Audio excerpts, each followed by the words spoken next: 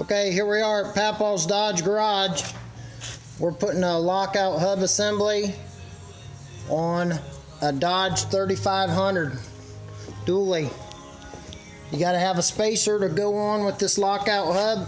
I've got everything disassembled.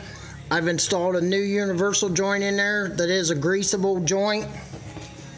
Along with Dodge Ram Man, you can't have too much grease.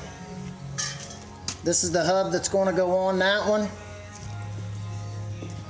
And I will film the other one in just a minute. There you are. The lockout hub is on.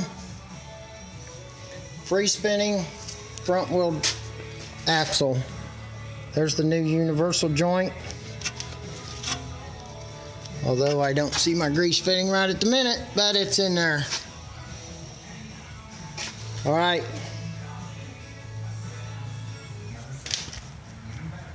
Well, there you have it. Lockout hubs on my 05 Dodge 3500. Don't forget that spacer has to go in there, and you need to ship your old ones back to Dodge or to Ram Man Inc.